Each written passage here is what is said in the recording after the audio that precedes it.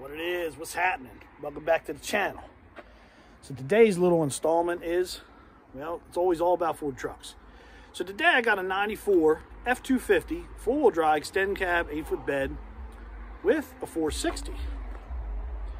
So this truck came in, no brakes. Found a broken brake line, repaired the brake line. Actually made a new brake line from front to back, all the way down the frame rail. The other ones look pretty decent. We bled the brakes, went to take it for a ride, and noticed it had a bad brake booster.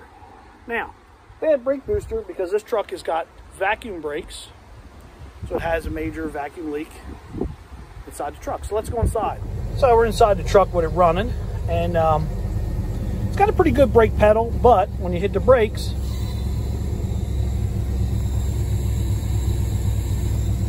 you hear that hissing?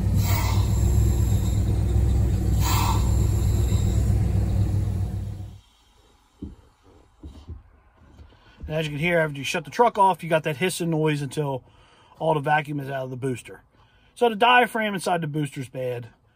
Since this truck has a over 88 GVW, it takes the bigger booster, which I'll show you, is different from the regular booster. Actually, let's just go under the hood.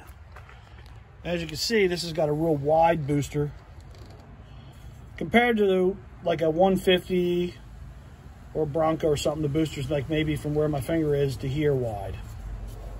This just takes a bigger booster just because it's heavier GVW, heavier brakes. So we're going to get into it.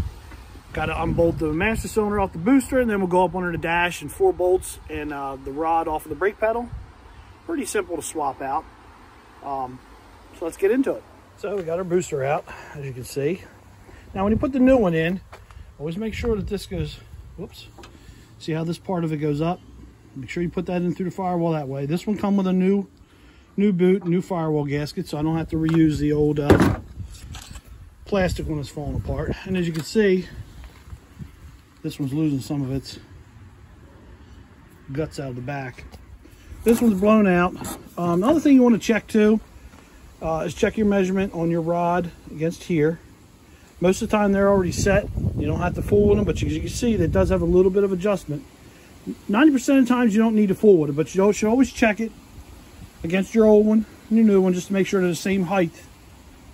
And then we'll go ahead and we'll install in the reverse order. So we got our booster all installed. Now a couple things I wanted to point out on this truck. Let me spin you around, I'll show you. Now you'll notice this truck has a Banks power pack. What's very interesting is in the 90s, Banks was known for a lot of turbo diesel stuff. But they did do some stuff with gas. Since this truck's a 460, you got this air cleaner, a set of headers, and they did something else. I can't remember exactly what else they did, but they put headers on these trucks with a pretty neat Y pipe. I don't know if you can see it or not, but that's all part of the Banks package on a gas engine in the early 90s. Kind of interesting. You know, a lot of guys will see that on there and go, oh, it's a turbo truck, it's a diesel. Nah, not really. Banks did some stuff with gas. I don't know how much more they're doing with gas these days, but something kind of interesting. So the last thing I wanted to show you guys, this is something that I believe it was from 92 to 97. These trucks were known to catch on fire, and you probably heard about it. If you're into these trucks, you probably heard the deal about they would catch on fire. So it only happened on trucks with cruise control, and that's what this harness is right here. So this here is your brake switch for your cruise control. When you press the brakes, that kicks the cruise control out. Now what happens is this switch will, sometimes the switch is known to leak brake fluid. It'll short out, and then it would catch on fire and burn this harness up. Because originally, this harness here that's in my hand plugged into there. This was Ford's recall, this little harness right here that you see that my hand's on now. So you would unplug this and plug your harness from your truck into this harness, and then it comes with a pigtail that you plug into here. And there's actually a fuse right here where my thumb is. So in the event that this shorts out, because there's power to this at all times, even when the truck is off. So in the event that this was to short out and catch on fire, it should blow this fuse and not burn your truck to the ground. So if you're ever out in the junkyard and you see one of these harnesses and you're into these trucks, grab it. Because if you got a cruise control truck, and there's your cruise control motor, actuator, So if you got a cruise control truck, you definitely want to grab that harness and put it in there. I'm not sure if you can still get it from Ford or not. Being it's a recall, you probably can. But I always grab them. If I see them in the junkyard, it's usually held on with 2 zip ties. You unplug it there and you unplug it there. I probably got 6 or 7 of them laying around here that I just keep. So if I buy a truck and it doesn't have the recall kit in it, I go ahead and throw it in there. Peace of mind so I don't burn my truck down. So now that we're all fixed up, get back in this race truck.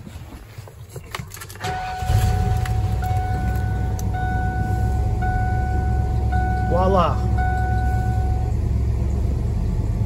Nice firm brake pedal, no more hissing. So now we'll go ahead and take it out for a test drive, but I'm pretty sure we're all straightened out and get this man his work truck back to him so he can go cut grass this week. Maybe you guys picked something up on that. Let me take in some tools. Maybe you guys got a little something out of that today. This is your OBS installment for the day. The only other, I don't really have anything exciting going on. I've got a fuel injector to do in a minivan, and then the other big project I got going on, which I'm sure nobody really wants to see, but an infinity motor swap. This one lost a timing chain or something, and it spins over, but it's got something rattling that's loose when you try to start, and it will not start. So we're putting a motor in it, and it's a complete tear down to get the motor out. So thanks for viewing. Catch me on the next one, and we'll do something else exciting. We got plenty going on, got plenty of projects. Holla at you, boy. Keep it real.